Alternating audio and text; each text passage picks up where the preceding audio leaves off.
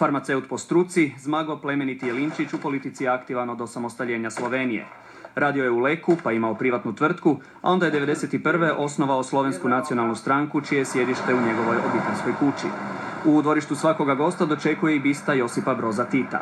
Tito je bil sin slovenske matere, bil je maršal Jugoslavije in pa zmagovalec druge svetovne vojne. Moderna, demokratična Evropa temelji na zmagi nad nacifašizmom in zato Tito zasluži ta spomenik. Kao student bio je baletan u Slovenskom narodnom gledališću. Kaže da mu je to iskustvo dobro došlo na sklisku političkom parketu. Glumio je i u filmu, a uz politiku i danas ima nekoliko hobija. Numizmatika, filatelija, skupljanje oružja, ali letenje sportskim zrakoplovima samo su neki. U političkom životu njegova je stranka u svakom sazivu slovenskog parlamenta imala zastupnike. 1992. ih je bilo 12, a u sadašnjem 6. No 3 zastupnika prije 2 tjedna napustilo je SNS-ov klub zastupnika i stranku i u ponedjeljak su osnovali novu stranku Lipa. Lipa? Kaj je to? Lipa je drvo. Leđa je Zmagi okrenuo njegov najbliži stranački suradnik i potpredsjednik slovenskog parlamenta Sašo Peče. Osnovni in po moji oceni tudi edini vsebinski razkorak je bil ali dajati podporo politiki vlade Janeza Janše ali ne dajati podporo politiki Janeza Janše. Dejstvo je, da, in to jaz mislim, da tudi ocenjujejo meni v prid v okviru naše države, da je vse prevečkrat posamezen člen, pa naj bo to predsednik stranke, to podporo vedno in dajo takrat, kadar je bilo to od njega zahtevano. Jaz pa verjamem v lastnost politične stranke, predvsem pa, kot rečeno, verjamem v načelnost in verjamem, da bodo ljudje to nagradili. U medijima se kao razlog spominjala inicijativa za referendum na kojemu bi Slovenci odlučili treba li Hrvatska u Europsku uniju. Zmago je čak Sašu Pečea optužio da iza njegova poteza stoji hrvatska politika. Urednik u Ljubljanskom dnevniku Ali Žerdin dobar je poznavatelj slovenske politike i političara. Za Jelinčića smatra da jedno govori, drugo radi, ali da je uvijek imao i imat će svoje glasače. Iako nije sam po sebi veoma snažan, utjecaj mu daje činjenica da on uvijek može imati utjecaj na to ko će biti mandatar, pošto su glasovi njegovih stranačkih kolega u parlamentu više puta odlučivali o tome da će neko koji kandidira za mjesto predsjednika vlade biti izabran ili neće biti izabran. Dakle, on jeste neki kingmaker. Jelinčić se u studenom drugi put pojavio i kao kandidat na predsjedničkim izborima i bio je najveće iznenađenje. Iako nije ušao u drugi krug, kaže da će se kandidirati ponovno. Ja, glede na število sem dobil recimo približno 1/5 ljudi, glede na cerkveno razdelitev sem pa zmagal, absolutno zmagal v 2 škofijah.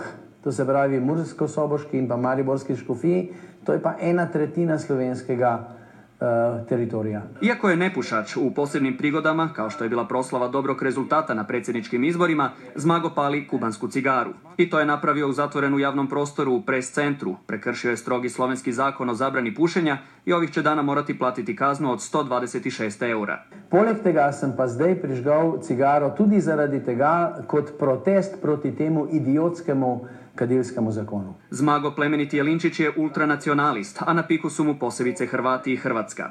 Izjavama poput onih da je Istra bila slovenska, a Zadar talijanski, te inicijativom za referendum o ulasku u Europsku uniju izaziva pozornost i reakcije, a jesenas je izjavom da je hrvatska politika govedarska izazvao dosta reakcija. Jaz sem rekel, da so politiki hrvaški goveda, pa še zmeraj ostajam na tem. Namreč le kako bi drugače lahko rekel primer za nekega visokega politika, ki je bil celo na ministerskem položaju, ki zbira figurice iz kinder jajčkov. Torej, to vrstno besedičenje je značilno za predsednika stranke gospoda Zmaga Jelinčića. Tudi v drugih segmentih je bila približno enaka vsebina. Drži pa, preden je Slovenija pristopila oziroma začela voditi Evropsko unijo, je en izmed ukrepov za zaščito slovenskih nacionalnih interesov bil zelo tudi tako imenovani aktualni referendum o vstopu Hrvaške v EU. Danes ima Slovenija, po moji oceni, mnogo več drugih, večji spektr ukrepov za zaščito svojih nacionalnih interesov i ne nazadnje za zaštitu interesov Europske unije. Prije 2 tjedna Zmago je proslavio 60. rođendan. Na proslavi su mu stranački kolege najavili napuštanje stranke i kluba zastupnika. Prije godinu dana za rođendan je dobio puno ljepši dar. Supruga Monika rodila je drugu kćer Aleksio Iris. A do sljedećeg rođendana želi da njegova slovenska nacionalna stranka osvoji 8 mjesta na parlamentarnim izborima koji Sloveniju očekuju na jesen.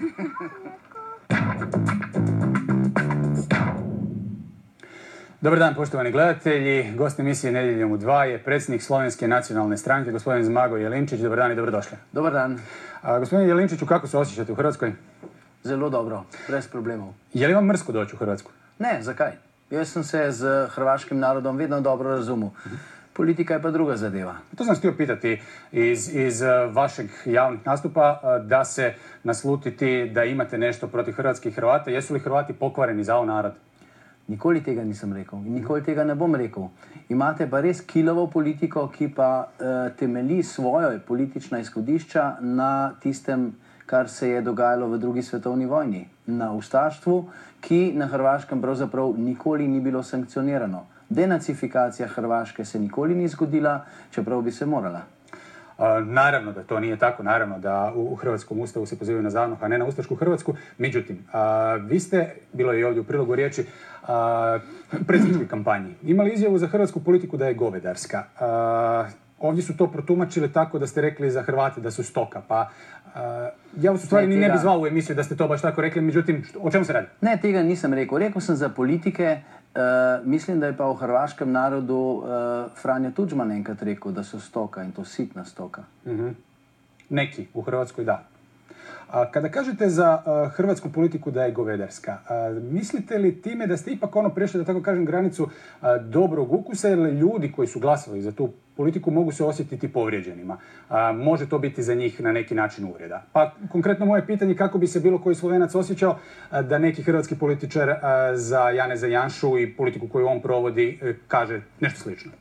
Ja, jaz mislim, da bi se nekateri v Sloveniji kar strinjali s tako oceno. Nekateri se pa ne bi strinjali. In jaz sem prepričan, da tudi na Hrvaškem se mnogo ljudi strinja s tistim, kar sem jaz rekel, mnogo ljudi pa tudi ne. Imamo večstrankarske sisteme, vsakdo razmišlja po svoje in vsak stoji na svojih izhodiščih.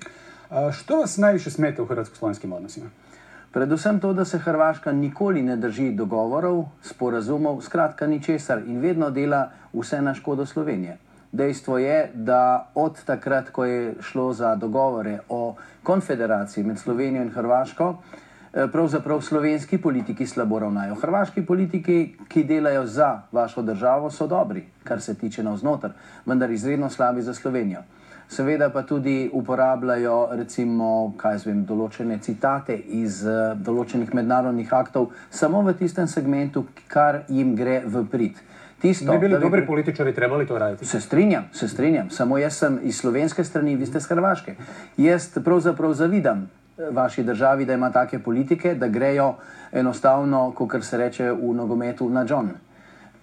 Dejstvo je, da Slovenija bi potrebovala take politike. Napram Evropi ste vi iztržili ogromno. Konec koncev ste pokazali Evropi, da je ni treba poslušati, pa da navkljub vsemu ona poklekne pred vami. To se je zgodilo zdaj za tole ekološko ribolovno cono. Znači i Sloveniji bi trebalo više govedarske politike?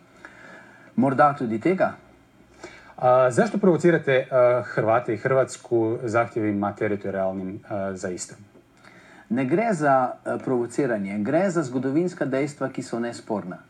Zgodovinska dejstva, ki jih najdemo v vsakem učbeniku, tistem, ki ni prirejen. Zato tudi, če pustimo ob strani slovenske in hrvaške učbenike, vzemimo učbenike o zgodovine in pa zemljepisa iz zahodnoevropskih držav, pa bomo videli, kaj je res. Dobro, vi uzimate učbenike koji vama pogoduju. Ne, zanimivo, da v zahodnji Evropi niso učbeniki deljeni tako ali tako, ampak je neka zgodovinska resnica, ki temelji na dejstvih. 1991. Badenterova komisija utvrdila je da su granice bivših jugoslavenskih republika postale granice novostvorenih država na kopnu, s tim da se države moraju dogovoriti na moru. Zašto to ne priznajete? Poglejte, prvič, znotraj bivše Jugoslavije nikoli ni bilo dogovorjenih medrepubliških meja z nobenim medrepubliškim, državnim ali mednarodnim aktom. Tega ni bilo. Šlo je za administrativne določitve, ki so jih določili takratni člani komunistične partije. Badinterjeva komisija je priznala te granice. Dovolite. Badinterjeva komisija je bila začasni organ, ki je takrat bil narejen za to, da bo umiril situacijo v takratni Jugoslaviji. In takrat je Evropa obljubila, da bo sklicala mirovno konferenco o nekdanji Jugoslaviji, kjer se bo razpravljalo tako o mejnih vprašanjih, kakor tudi o vseh ostalih vprašanjih, vključno z vprašanjem Jadranskega morja. Vedeti je treba, da Jadransko morje nikoli ni bilo samo hrvaško, ampak je bilo jugoslovansko. Celo v Krfski deklaraciji iz leta 1917, ko se je pripravljala nekakšna združba južnoslovanskih narodov, kot se je reklo takrat, je v 19. členu napisano, da bo morje skupna last treh konstitutivnih narodov, ki bojo tvorili novo državno tvorbo, to se pravi last Srbov, Hrvatov in Slovencev. Po drugi svetovni vojni je Jadransko morje dobila Jugoslavija. Mogu li vas podsjetiti, vi ste zastupnik u Slovenskom parlamentu, na odluku Slovenskog parlamenta, to je deklaraciju 25.6.1991. kojim je priznao parlament slovenski postojeće granice bivših socijalističkih republika i tada Slovenija, kada je tražila 6 mjeseci nakon toga priznanje Europske unije, rekla je da nema nikakvih teritorijalnih pretenzija niti prema jednoj državi bivše Jugoslavije. Vi to ne poštujete? Poglejte, potem se je zgodilo še nekaj stvari. Najprej Hrvaška je postavila svoje kontrolne točke globoko znotraj slovenskega ozemlja. S tem je že kršila to določilo. Potem je pa še kasneje Hrvaška v 2 aktih pisno navajala zahtevo po spremembi teritorijalnih črt, kar pomeni, da po mednarodnem pravu ta dogovor ne velja več. Hrvaška ga je kršila, zadeve se vrtijo. Znači vaša deklaracija iz 1991. ne važi više? Ne velja niti za Hrvaško po mednarodnem pravu, niti za Hrvaško, niti za Slovenijo, zaradi tega, ker je Hrvaška kot država z uradno noto zahtevala spremembo tega. Se ni držala te deklaracije. Slovenski državnici kažu drugčije. Veste, kako je? V slovenski politiki imamo tudi celo vrsto čudnih ljudi, predvsem izredno slabih in nestrokovnih. Če bi imeli v slovenski politiki strokovne ljudi, potem bi že na brionskih pogovorih naši politiki poznali zgodovinarja Srkulja, vašega, hrvaškega, vendar, ko je Franjo Tudžman vprašal naše politike, če vedo, kdo je to, nihče od naših ni nič vedel in moram reči, da se je vaš predsednik takratni zelo sladko nasmejal, ker je vedel, da bo lahko naredil marsikaj, ker naši niso poznali dejstev. Vratim se na pitanje Istre. Zašto tvrdite da bi Istra trebala pripasti Sloveniji? Istra je bila v okviru Avstro-Ogrske monarhije del Vojvodine Krajinske kot podgrofija. Meja med avstrijskim in ogrskim delom, to se pravi Avstro-Ogrske monarhije, je bila pri reki. Vaše ozemlje so kontrolirali Mađari, naše ozemlje so kontrolirali Avstrijci. Znotraj Avstrije je bila Vojvodina Krajinska kronska dežela in v okviru te kronske dežele je bila tudi Istra.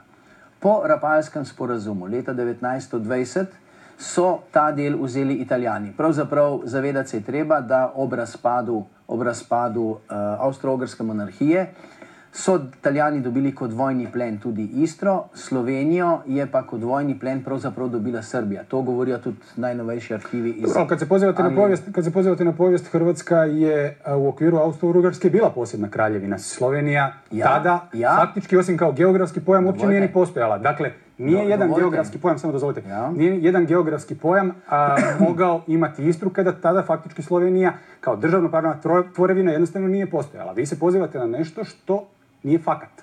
Je, to je dejstvo, kajti tudi Hrvaška ni obstojala. Takrat so obstojale 3 kraljevine. Slavonija, Hrvaška in Dalmacija. 3 ločene kraljevine. Šele kasneje so Slovenija se nigdje ne spominje. Ne, ker je imela drugo ime. Ampak to nič ne pomeni. Dejstvo pa je, da so bile te 3 kraljevine Hrvaške pod mađarsko krono, ne pod austrijsko krono.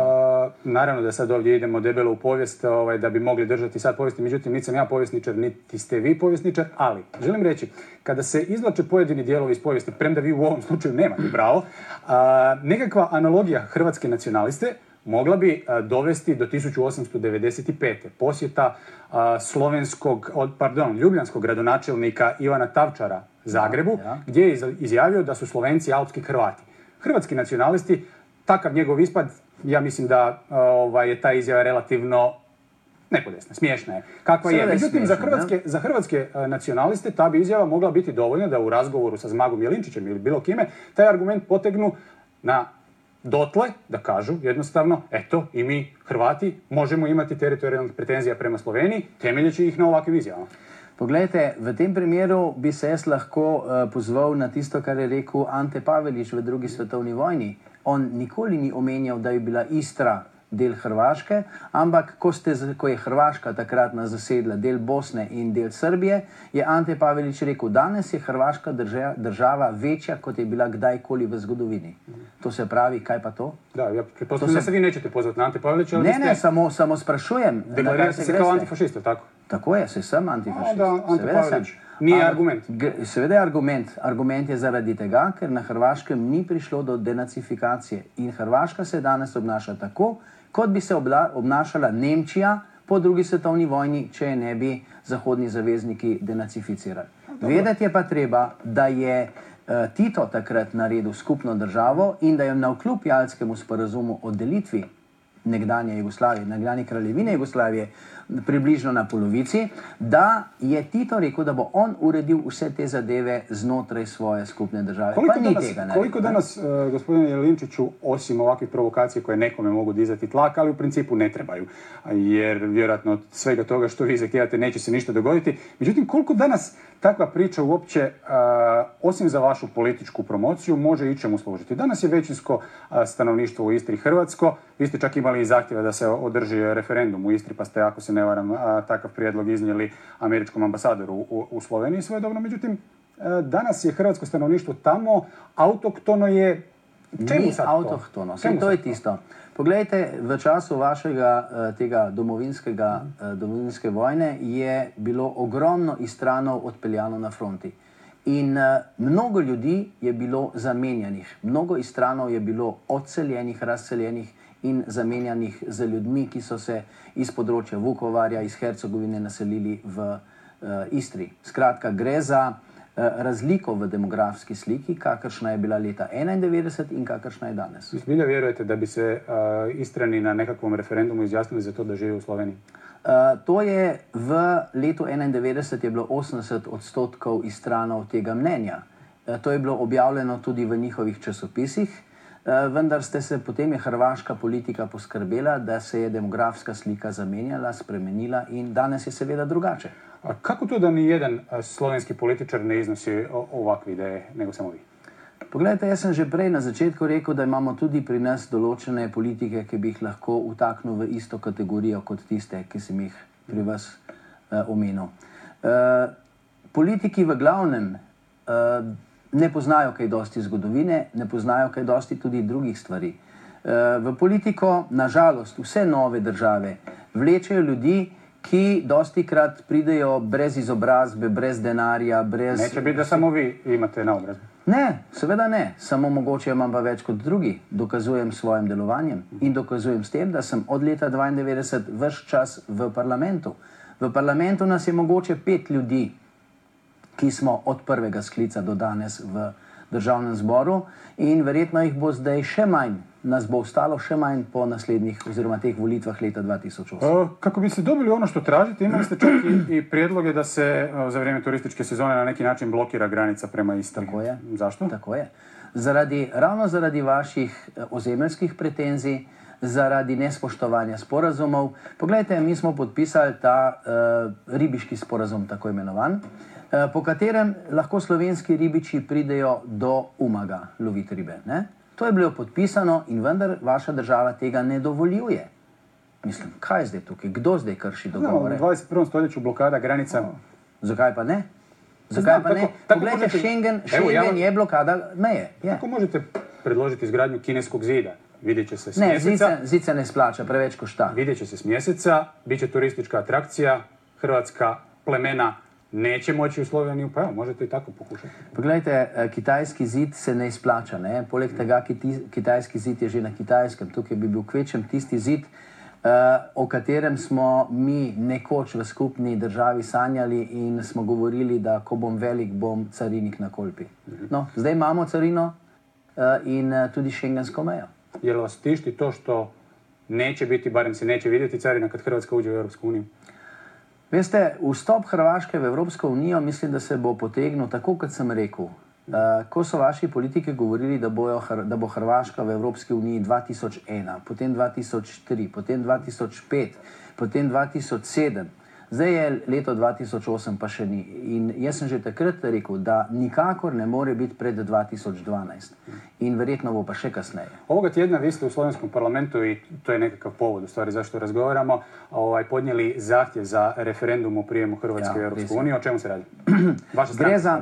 Stranka je vložila predlog za razpis referenduma o mednarodnih povezavah z vprašanjem, ali ste za to, da Republika Hrvaška samostojno vstopi v Evropsko unijo. To bo posvetovalni referendum, ki bo pa pokazal mnenje, ki ga imajo ljudje v Sloveniji. Seveda pa je tukaj še ena prepreka. O tem referendumu, o sklicu referenduma je potrebno glasovati v Državnem zboru. Takrat se bodo tiste stranke, ki govorijo, da so za Slovenijo in da niso za koga drugega, se bodo pač morale pokazati, kako bodo glasovali. Takrat se bo točno vedel, kateri glas je za Slovenijo in kateri glas ni za Slovenijo. Videli bomo, kakšno bo razpoloženje, videli bomo, kakšne bojo... Zašto ste podnijeli taj zahtjev? Što želite tim zahtjevom? Poglejte, Hrvaška je sprejela ekološko ribolovno cono. Dejstvo je, da navkljub temu, da je Evropska unija Hrvatom, vam, vaši državi, sporočila, da gre za kršenje dogovorov, da gre za nespoštovanje podpisanih sporazumov, je Hrvaška država gre z glavo skozi zid in izsiljuje Evropo. Evropa, žal, zaradi svojih lastnih interesov, da ne bi kdo kaj mislil, da je Evropa nekaj lepega. Evropa je neokolonialistična organizacija, ki vas bo tudi vas izcedila. In sicer Evropa gleda svoje interese in zato popušča. Vaša politika to dobro ravna, za Slovenijo je pa to slabo. Slovenija se je držala vseh določil do zadnje potankosti, preden smo smeli vstopiti v Evropo. Pa i Hrvatska će tako morati. Ja, bomo videli. Prije ili kasnije, to je to.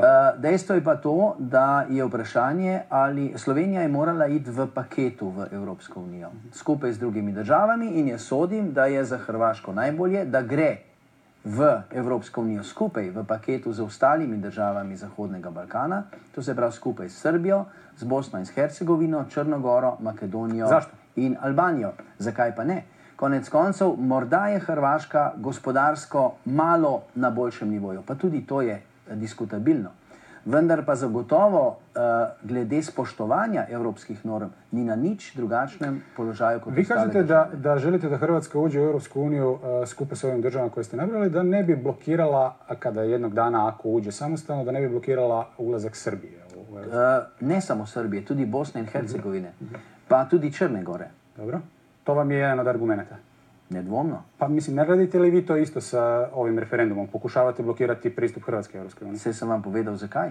Da. Dokler Hrvaška ne bo uredila... Ovo je na neki način isto ucjena, premda je referendum savjetodavni. Poglejte, Hrvaška ni uredila Slovenijo pravzaprav nobenih odprtih vprašanj. Ničesar ni urejenega. Nič. To se pravi, Evropska unija kaže da mi to trebamo bilateralno riješiti, da se ona neće petljati u to. Tukaj se pa kaže dvoličnost Evropske unije. Kajti, ko so imeli problem Poljaki z Rusi, pa ko so imeli baltske države probleme z Rusi, so takoj Evropejci poskočili po konci in so rekli, no, tukaj pa Rusija ne sme narediti, gre za napad na eno od evropskih držav. Pa ravno tako Rusija ni članica, druge države so pa bile članice Evropske unije. V tem primeru ni bistvene razlike. Ovdje prije emisije ste mi izrazili skepsu da će taj referendum biti uspješan, ali rekli ste da ga ipak želite. Seveda. Jaz res sem skeptičen, ker ne vem, kako bodo naše stranke politične glasovale. Politične stranke v Sloveniji so v veliki meri vezane na to, da imajo nekateri slovenski politiki hiše na Jadranski obali, da imajo svoje čolne, jadrnice ali jahte privezane in registrirane na Hrvaškem, da preživljajo svoje dopuste na hrvaški obali in tako naprej. In to je pač ena posledica, nekateri pa imajo celo, bi rekel, familiarne korenine ali pa povezave v teh krajih. Znači, mislite, da neće uspjeti taj referendum? Poglejte, dovolite, da do konca povem. Gre za to, da takrat je bistveno to, da se bojo stranke pokazale, kaj imajo za bregom. Ali so res za to, da se rešijo problemi s Hrvaško, ali so za to, da se to meče kot ena kost za glodanje pred volivce, dela se pa nekaj drugega za hrbtom. Dakle, skeptični ste. I stranka vam se zbog toga raspala u parlamentu oko tog pitanja? Ne, ni stranka. Stranka ni razpadla. Poslanska skupina je šla na polovico. In hvala Bogu, kajti jaz sem dobil za svoj 60. rojstni dan najlepše darilo, kar ga lahko človek dobi za rojstni dan. Tvoji sovražniki in pa izdajalci grejo stran od tebe. A hočete kaj lepšega? Čemu taj referendum, ako je savjetodavni? Zato, da se pokaže mnenje ljudi, da vlada vidi, kakšno je razpoloženje med državljani in državljankami. Dobro, sami kažete da ste skeptični, vjerojatno. Ja se toplo nadam da Slovenci neće Hrvatskoj kočiti kao što ni Hrvatska ne bi Sloveniji daju u prilici. Če bi bila Hrvaška na slovenski strani, potem Slovenija ne bi videla Evropske unije naslednjih 500 let. Vi ne živite u Hrvatskoj pa nemate uvid u raspoloženje Hrvata prema Slovencima. Nije da se pretjerano ljubimo, ali ne mrzimo se do te granice da bismo raspisali referendum. Pretpostavljam da je tako. Jaz sem prepričan, da glede na tiste članke, ki jih beremo v hrvaških časopisih, se morate misliti, celo jaz berem kakšne hrvaške časopise, v njih noter so razne ankete o tem, koga ljubijo, koga ne ljubijo in kako. Dobro, uvijek su najveći problemi sa susjedima. Pa bili to Slovenci, Srbi, Bosanci, Hercegovci ili tko već. Kolega Milorad Bibić-Mosor ima svoj komentar na cijelu ovu temu, sve ove teme o kojima razgovaramo danas sa gospodinom Jelinčićem. Pogledajmo ga, dalje se vraćamo u studio. Evo sam Šerzmago čuja da vi ne znate niti jednu riječ hrvatski i da hrvatski ne razumite. Ja vam vjerujem. Naime, vaši neke kolege slovenske su mi rekli da vi puno lijepo govorite srpski, istina malo sa slovenskim naglaskom, a kako govorite srpski, onda je logično da ne znate govoriti hrvatski i da ga ne razumite. Jer su hrvatski i srpski dva skroz različita jezika i da slučajno počnete učiti hrvatski, onda bi vam se sve izmišalo u glavi. A kako ste vi, naš dragi gost, a mi u Hrvatskoj svi gostoljubljivi svit, ja sam odlučio sve ono što vam imam reći vam na vašem slovenskom jeziku, tako da me razumite. Ako slučajno nešto ne budete razumili, naćemo nekoga ko će vam prevesti na srpski tako da razumite. Sem pač slišal da moćno navijate za Partizane in maršala Tita. Ne za nogometni klub Partizan iz Beograda, pač pa jugoslovenske partizane iz druge svetovne vojne. Odkar sem to slišal, popolnoma zastopim nekatere vaše poteze. Vidite, vi čuvate bratstvo enotnost slovenskega in srpskega naroda kot zenico svojega očesa. Vi ste isti kot maršal Tito, držite se tistega. Tujeno čemu svojega ne damo. In še za ves svet se ne bi dotaknili delca tujega ozemlja, še posebno koščka Srbije, ki je tako ljubite, ki vam je popolnoma v srcu. V treh srcih, kot so tista tri srca na steklenici Radenski. Vi ste bili in ostali veliki nostalgičar in počenjete sve, da bi Slovenija in Srbija živeli skoraj tako, kot bi bili v isti državi. Če že ni možno obnoviti celotne pokojne Jugoslavije, bi bilo dobro obnoviti eno državo, v kateri bi bili skupaj Slovenija in Srbija. Zato vi s navdušenjem spremljate, ko tisoči in tisoči Slovencev gredo v Beograd, na primer, proslavljati novo leto. Tako i treba, dragi tovariš Zmago. Samo pri tom združevanju s Srbijo vas moti Hrvaška. Stopila je med vami i Srbijo. Moji prijatelji Slovenci mi pravijo, da nikakor ne morete prenesti Hrvaške. In da bi bili najbolj srečni, če je ne bi bilo, tako bi imeli direktno mejo s Srbijo. Ker se Hrvaška in Srbija ne mosta več med soboj tepli, imam predlog, kako boste postali država, ki meji sa Srbijo. Razglasite vojno Hrvaški. Kaj, pravite da sem nor? Saj ne, nisem nor. Če stopite v vojno s Hrvaško, to vojno lahko dobite ali ga zgubite. Če boste jo dobili, boste prišli direktno na meje s Srbijo. Če pa boste zgubili, boste postali del Hrvaške in kot takšni boste spet imali mejo s Srbijo. V obeh primerih boste zmagovalec, kot vaše ime pravi. Srečno, dobri i dragi tovariš Zmago, lepo pozdravite vse moje košarkaške prijatelje. Daneva, Žorgo, Istoka Remsa, Pukla, Bolku, Tovornika, Polanca, Martera, Vilfa in številne Urše, Mojce, Marijane, Lucije, Vere. Siguren sam da oni ne mislijo enako kot vi. Bodite zdravi in veseli. Zdravi i veseli bili.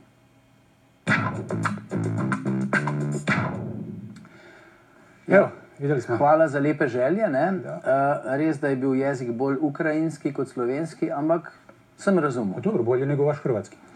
Ja, seveda, ker moj hrvaški je težko bi ga ločil od srbskega, razen, če bi pač moral upoštevati vse te vaše novorek besede, kjer se pa bolj sprašujem, ker mi niso čisto razumljive, ne, se je logično, ker... Dobro, vi ste učili hrvatsko-srpski ili srpsko-hrvatski? Ja, tako je, to je bila takrat.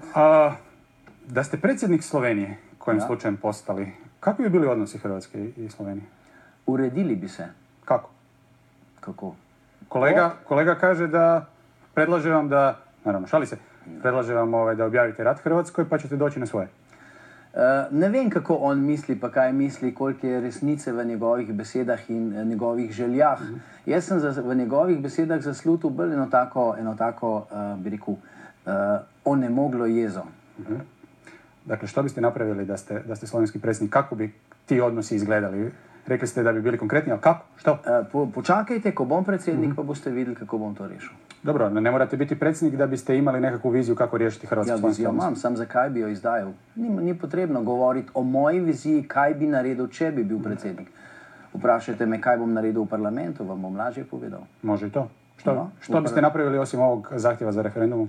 Jaz mislim, da se bo še marsikaj dalo narediti. Tudi v mednarodnih forumih, tudi v pogovorih z mednarodnimi strokovnjaki po eni strani in politiki po drugi strani. Svojedobno ste više puta izjavljivali da biste se puno lakše dogovorili s Antom Đapićem s hrvatske strane nego s ostalim političarima. Zašto? Cijenite Đapića? Zaradi tega bi se lažje z njim dogovoril, ker on pove tisto, kar misli. Ostali, večina, ne vsi, ampak večina ostalih politikov govori eno, dela pa nekaj drugega. In to je tisto, na kar se ne moreš zanesti. Jaz sem prepričan, da če bi Đapić podpisal en sporazum, bi se ga držal. Za večino ostalih politikov na Hrvaškem tega ne morem reči, ker dejstva kažejo drugače. Znate li koliko slovenskih turista godišnje dođe u Hrvatsku? Preveč. Što to znači? To pomeni, da preveč. Iz več razlogov, ne samo zaradi tega, ker ker Hrvaška ima agresivne teritorijalne pretenzije po slovenskem ozemlju, ampak tudi zaradi tega, ker usluga na Jadranskem morju je slaba. Kad ste bili zadnji put na Jadranskom morju? Nisem bil. Nazadnje sem bil... Pa kako znate onda? Se ljudje marsikaj povedo. Pa tudi ceniki se dajo dobiti, ponudbe se dajo iz godine u godinu, sad kad govorimo o turistima, iz godine u godinu raste taj broj, tako da je prošle godine u Hrvatsku došlo oko 1 milijun slovenskih turista koji su napravili negdje oko 6 milijuna noćenja. Što to znači? Prevedeno na jezik koji svi ljudi razumiju, to znači da je svaki drugi Slovenac u Hrvatsku došao na odmor. Dakle, to niječe, negira, kako god hoćete, ovo što vi govorite. Ne, veste kako je, to je na specifikum. Prej je govoril vaš kolega o neki jugonostalgiji. Jaz nisem jugonostalgik, ampak marsikdo pa je. Pa ne toliko zaradi jugonostalgije, ampak verjetno zaradi lažjega sporazumevanja. Je pa zanimivo, da hodijo na Hrvaškem ne mladi ljudje, starejši ljudje. Ljudje tiste generacije, ki so živeli v Jugoslaviji.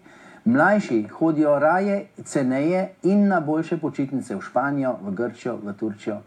Na vašu žalost, ja imam podatke i koliko starih, koliko mladih dolazi. Više od 60% ljudi koji dolaze u Hrvatsku na odmor je mlađi od 45 godina. 45 let, to so zanimiva leta. Ne? Mlajših od 45 let so tudi 44 let stari. Ne? In tisti so bili takrat v bivši Jugoslaviji stari okrog 30. Da, pa dobro, vi imate 60, mislim. Onda koju vas kategoriju svrstati? Ja, mene u specifično, posebno. Nad 60. Dobro. Ako već ne volite Hrvate, što ne morate? Zopet se Ali evo samo dozvolite da vam postavim pitanje pa vi odgovorite. Hrvati pa hrvaški politiki, to je nekaj drugega. Ne zdaj tukaj. Hrvati to tako doživljavaju. Zašto ste neodgovorni prema građanima svoje države, Slovenije, kojih pola dolazi na ljetovanje u Hrvatskoj? Zašto ste neodgovorni prema njima na način da riskirate da vaše izjave, koje su takve kakve jesu, budu protumačene, a vi ste dovoljno inteligentni da znate kako mogu biti protumačene u Hrvatskoj, tako da se nekom Slovencu nešto dogodi zbog vaših izjava? Zašto to riskirate ako svaki drugi Slovenac dolazi na ljetovanje u Hrvatsku? Poglejte, Slovencem se je že marsikaj zgodilo na Hrvaškem. Pretepli so jih, posilili so kakšno, razbili so jim avtomobile, zažgali so jim avtomobile, razrušili so jim hiše, vikendice rušite lepo eno za drugo in tako naprej. To se dogaja. Zato jaz ne razumem, kako nekateri Slovenci še vedno hodijo na Hrvaško morje. Dobro, bi se mirno, u svakom slučaju ja vam neću u svemu proturječiti u emisiji i neću vam proturječiti u činjenici da se događaju incidenti i ti incidenti koji se događaju i koji su na nacionalnoj osnovi u svakom slučaju nisu dobrodošli. Međutim, pitam vas zašto vi onda niste odgovorni pa ne smirujete situaciju nego je potpirujete. Poglejte, nobenemu Hrvatu se v Sloveniji ni zgodilo še nič. Dobro, ni to nije istina. Po drugi strani, oprostite, povejte mi primer. Moj kolega iz Sportskih novosti razbili su mu auto kad je išao izvještavati sa utakmice Hrvatske i Slovenije. Oprostite, to pa ne bo držalo. Kajti takrat, ko je bila tista tekma, je bilo pa tako mirno in tako urejeno. Ne na zadnjoj utakmici. Prije 4 ili 5 godina i to on nije jedini. Je igrala Slovenija Hrvaška v nogometu? Da. Kakor jaz vem, ni. EU. Pred 4-5 leti Slovenija s Hrvaško v fudbalu ni igrala. Vi ne pratite dobro nogomet, ali to je sad nevažno, događaju se incidenti, ne možete reći da svi Slovenci obožavaju Hrvate, niti svi Hrvati Slovenci i ne moramo se obožavati, tako. Međutim, ajmo barem urediti naše odnose na način da je tih incidenata što manje. I opet je tu vaša odgovornost kao političara velika. I ne samo vaša, i hrvatskih političara, da se razumije. Sem za to, potem pa začnite enkrat v hrvaški politiki spoštovati dogovore in podpisane akte. Naredite prvič enkrat ta korak. Dobro, jesu li ta teritorijalna pitanja koja postoje između Hrvatske i Slovenije toliko kompleksna i toliko velika, toliko vape do neba da se moraju upotrebljavati argumenti da je Istra slovenska? Mislim, čemu to? To so zgodovinska dejstva. Da. To so zgodovinska dejstva. Ravno tako, kot so zgodovinska dejstva, da je hrvaška udba po drugi svetovni vojni, ko je prevzela od Slovenije, ukradla pravzaprav Štrigovsko področje, da so tam ubili preko 37 Slovencev. In tudi danes ti Slovenci, ki so pokopani trenutno na hrvaškem koncu, da nimajo pravice do svojega spomenika. Pejte gor pogledat, pa boste... Takve stvari naravno da se trebaju urediti, ali ne treba se inatiti. In zakaj jih nočete urejati? Po mednarodnem pravu, po enih uzancah, ki jih dirigira Evropska unija? Ja, če nočete, potem mi nimamo kaj tukaj. Potem taka država nima kaj delati v Evropski uniji. Pojedinačno pitanje ne treba izdizati na rang općih, pa tako ni ne treba imati teritorijalne pretenzije zbog nekakvih žrtava i odnose koji su nesređeni. Zašto vi, recimo, niste dosljedni u tim svojim teritorijalnim pretenzijama, pa od Hrvatske tražite isto? Što od Italije ne tražite Trst? Zaradi tega, ker je bila že mednarodna pogodba, sklenjena mednarodna pogodba. Bila je mirovna pogodba in v okviru te so določili meje. Z Italijo, z Avstrijo, z Madžarsko. To je tisto, kar jaz govorim, da bi Evropa morala držati svojo obljubo in sklicati mirovno konferenco v nekdanji Jugoslaviji. Je ni sklicala in de jure vojna še traja. De facto ne, de jure pa. In juridistični dokumenti so pomembni za take zadeve. Ja moram biti malo otvoren, mogu reći da rat traje samo u vašoj glavi. Mislim, Hrvati i Slovenci ne doživljavaju sebe kao narode koji su u ratu. Verjetno me niste razumeli. De jure pomeni nekaj drugega kot de facto. De facto pomeni v resnici, de jure pa pomeni pa pravno. Ako ćete de jure, taj rat nikad nije ni bio objavljen. Če dovolite, ne, ni bil objavljen. To je pa napaka politikov, naših. To je napaka Kučana in še koga drugega. Ako se pozivate na de jure. No, ampak dejstvo je, da vojna znotraj Jugoslavije je bila. Je bila, ne? Bilo je, naravno. No, torej. Da, ali vi se pozivate na de jure, nije. To se pravi, če je vojna bila, po vsaki vojni mora biti mirovna konferenca. To je uzanca mednarodnega prava in če te mirovne konference ni, potem vojna še ni končana. Bi li se na toj mirovnoj konferenciji dijelile i Alpe, ako bi se dijelio Jadran? S kom? S Hrvaško? Ja, Hrvaška ima pretenzije. Dosti zemljevidov je bilo objavljenih, kjer meje med Hrvaško in Slovenijo sploh ni bilo. Ali vi ne biste delali? In je Hrvaška enostavno po teh zemljevidih tiskanih na Hrvaškem mejila z Avstrijo in z Italijo. I kako to ocjenjujete? Ja, bedastoča, navadna bedastoča, nič drugega. Kaj? Kao i ove vaše pretenzije prema Hrvatskoj. Veste kaj, te pretenzije vas zelo bolijo, ne? To je evidentno. Ma ne, Ne vas osebno, mislim. Mene, Hrvaško znam da se to politiko- neće dogoditi, ali samo uznemiravate ljude s time. Veste kako je, nič jih ne vznemirjam, nikakor ne. Jaz mislim, da to so dejstva in prej ali slej vse te zadeve pridejo na plano. Danas su predsjednički izbori u Srbiji. Ja. Nikolić ili Tadić, to je neka sad temeljna dvojba. Što vi kažete? Težko bi se odločil, pa mislim, da bo zelo tesen rezultat. In mislim, glede na to, da so radikalci dobili že na državnozborskih volitvah dober rezultat, se lahko zgodi, da zmaga Nikolić. Što vi mislite da bi bilo bolje za Pa, Srbiju? jaz ne mislim, kaj bi bilo bolje. Vprašali ste me, kaj mislim, kdo naj bi zmagal. Što mislite kako će se razvijati situacija s Kosovom? Ta situacija je pa izredno zapletena. Jaz mislim, da problematika narašča iz dneva v dan. Amerika in Evropska unija so naredili grozljive napake že ves čas in jih delajo pri vprašanju Jugoslavije konstantno. In šele zdaj se pojavljajo želje zahodnih politikov v Ljubljani in na Brdu, češ naj Slovenija nekaj naredi, kajti Slovenija pozna mentaliteto, zgodovino in tako naprej. Zanimivo je, da tega niti Evropa, niti Združene države Amerike niso želele prej, ko je bil čas, da bi se kakšne zadeve urejale bolj mirno, bolj pomirjeno in tudi skozi to mirovno konferenco o nekdanji Jugoslaviji. Zdaj je vse zameštrano. Bojim se, da bo prišlo do kakšnih vojnih eskalacij, do kakšnih spopadov. Zanimivo je to, da so v to problematiko močno posegli Rusi, da nameravajo graditi svoje oporišča v Republiki Srpski, tudi raketna oporišča. Zadeva se samo še komplicira in bližamo se, upam, da samo hladni vojni, ne še kakšni. Kako će se Slovenija postaviti, odnosno kako vi mislite da bi se trebala postaviti u cijeloj situaciji? Kosovo će proglasiti vjerojatno neovisnost, Sjedinjene države i Njemačka su se suglasile, ako se ne varam, da će priznati u tom trenutku Kosovo. Slovenija će također vjerojatno o tome odlučivati. Što je vaše mišljenje kako bi se Slovenija trebala ponijeti u tom? Slovenija bi morala prepustiti vse odločitve v zvezi s Kosovom in tudi razprave v zvezi s Kosovom državi, ki ni vpletena direktno v te regionalne zadeve.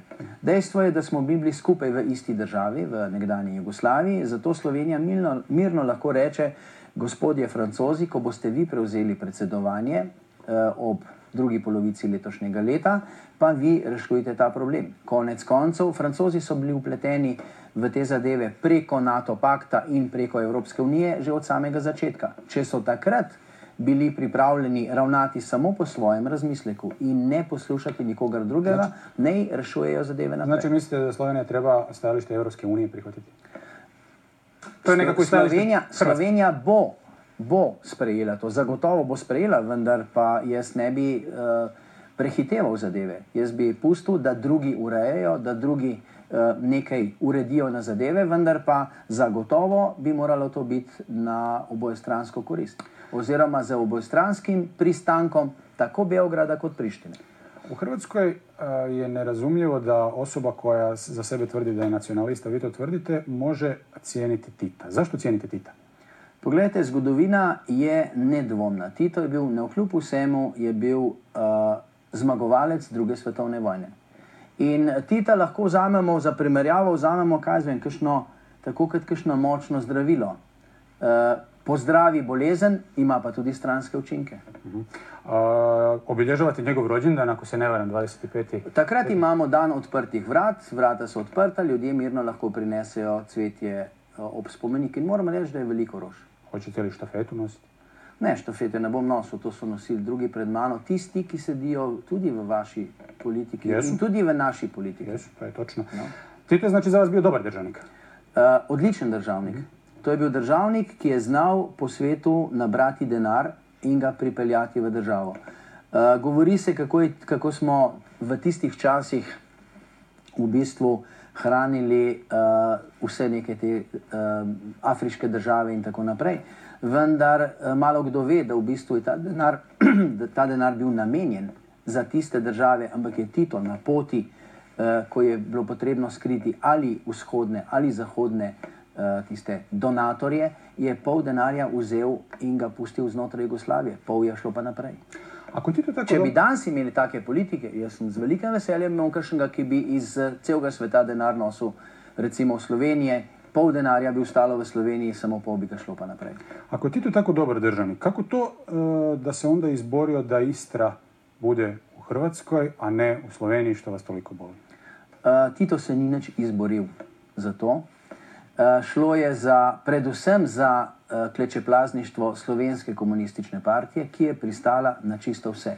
Takrat so Sloveniji oduzeli tudi samostojno vojsko, ki je bila obljubljena in še marsikaj drugega, ampak so bili partijci, takratni komunistična partija je bila pripravljena pristati na vse, da ostanejo na svojih položajih in jih nacionalni interes ni zanimal. Zavedati se je pa treba, da je bilo partizanstvo v Sloveniji na nacionalni osnovi. To je bila borba proti okupatorju, ne komunistični ustanek ali kaj podobnega.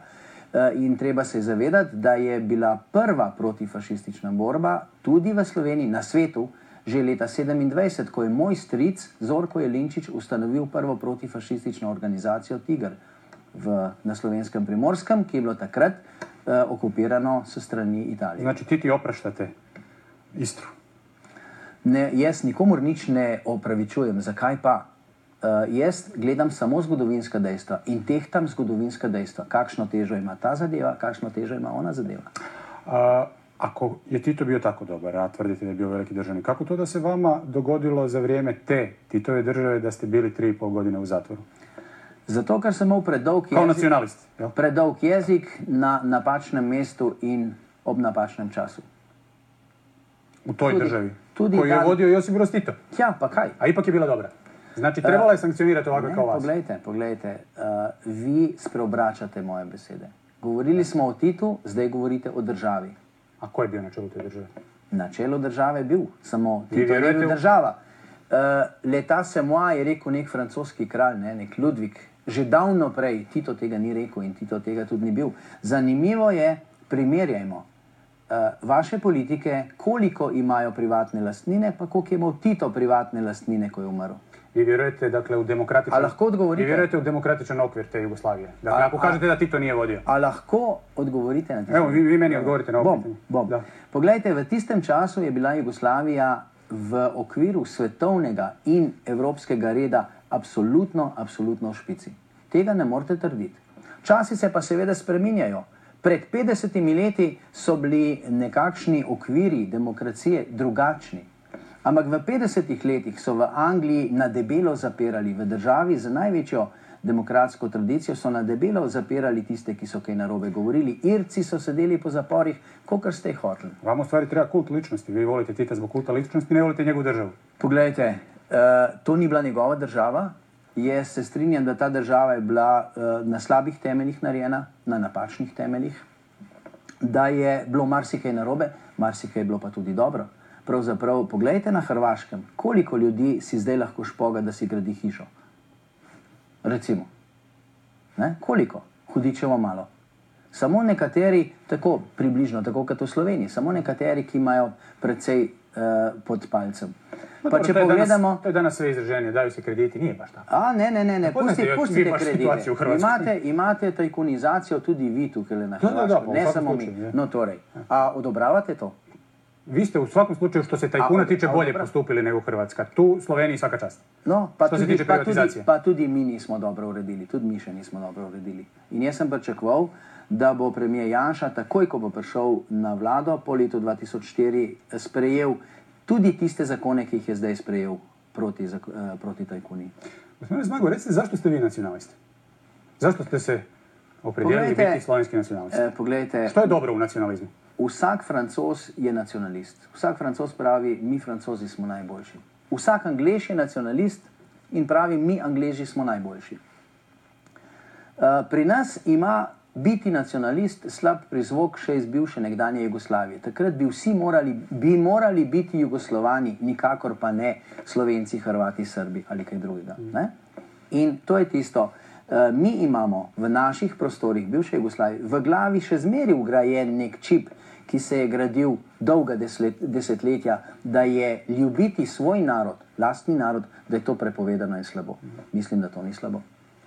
Zašto kao jedan nacionalist imate bistu internacionalista, za koje tvrdite sve najgore u svom dvorištu? Poglejte, povedal sem vam, da je to zgodovinska osebnost, da tiste zgodovinske pozitivne lastnosti se ne dajo izničiti. Sem pa tudi povedal tisto primero o zdravilu z močnim učinkom na bolezen in pa z stranskimi učinki. Isto tako sam našao vaše izjave gdje kažete da su internacionalisti svo zlo ovoga svijeta jer se oni bore samo za svoj džep. A Tito je bio internacionalist, a vi ga imate u svom dvorištu. I to još kao slovenski nacionalist imate Hrvata u dvorištu. Kako vas to ne smeta? Poglejte, za razliko, Tito je bil sin slovenske matere. Za matere se vedno ve, kdo je, za očete pa ne vemo, ne? Ja? Znači možda i Slovenac. Ja, mogoče.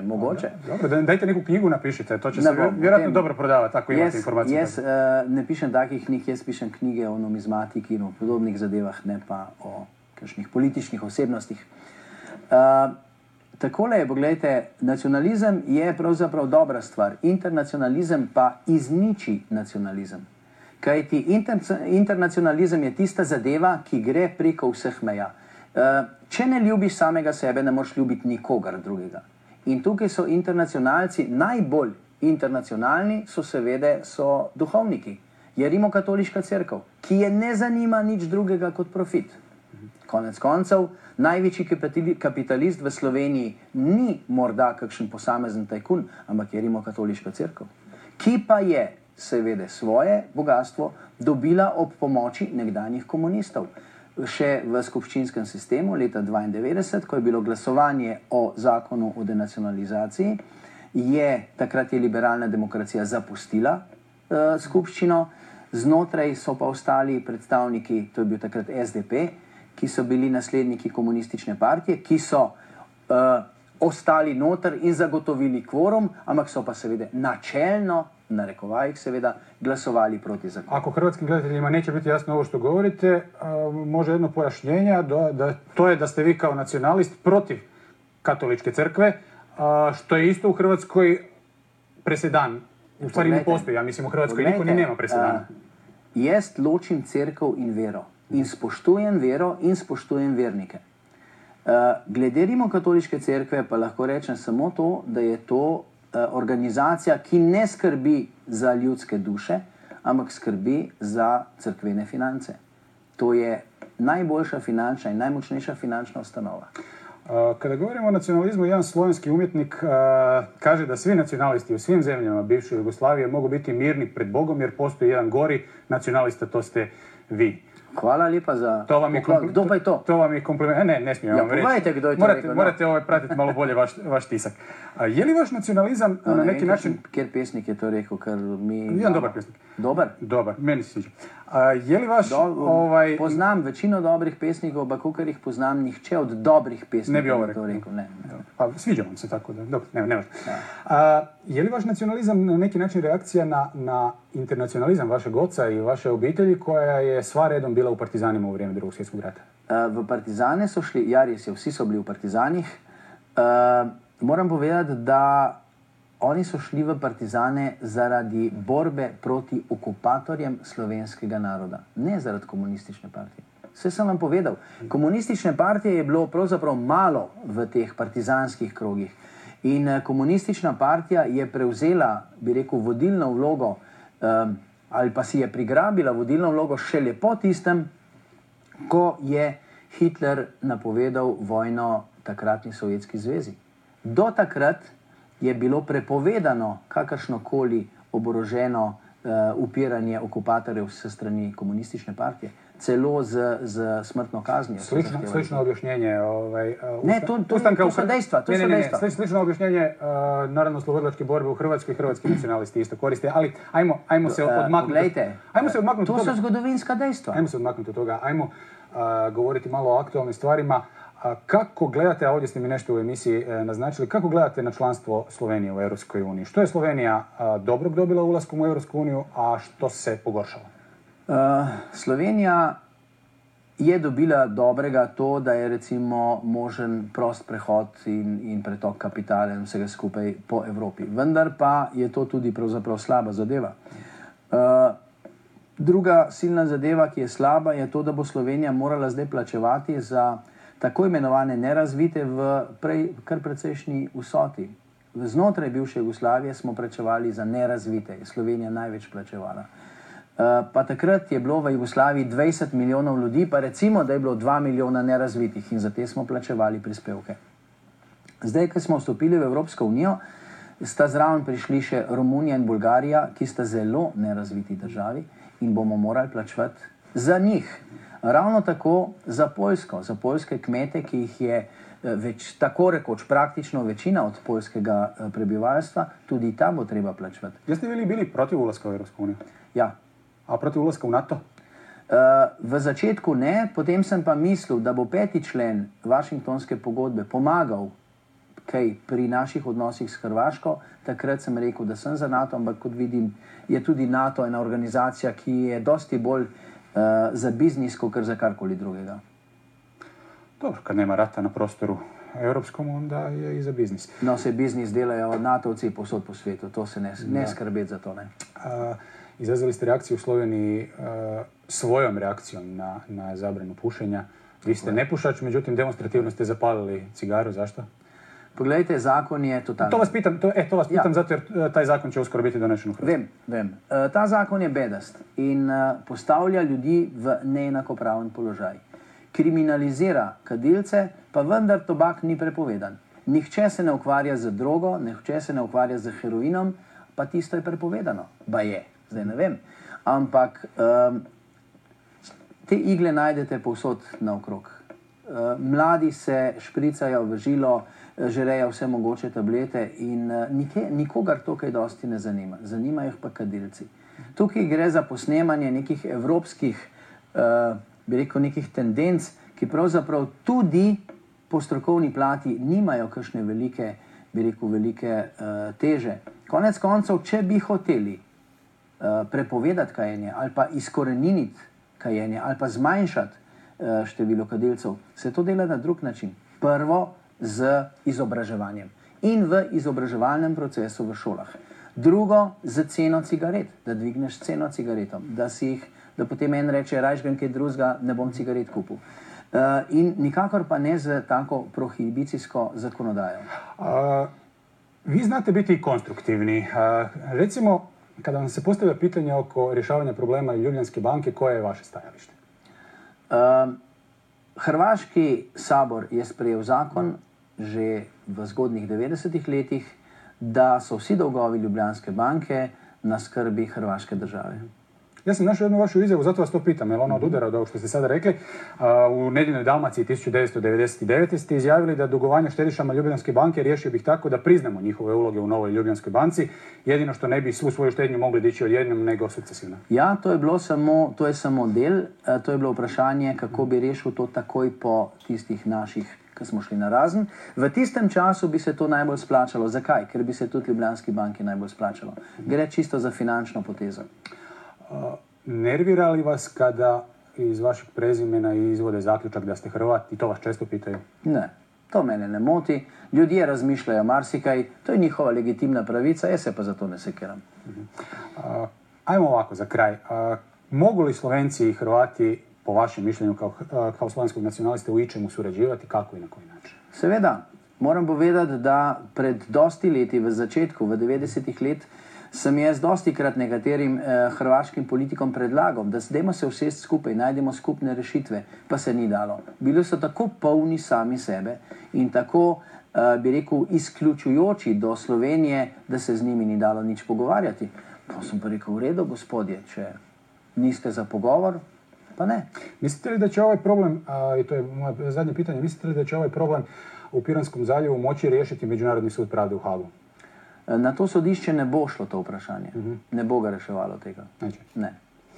Hvala vam lijepa na gostovanju u emisiji. Poštovani gledatelji, bilo je to sve u današnjih 60 minuta. Vidimo se za tjedan dana. Doviđenja do tada.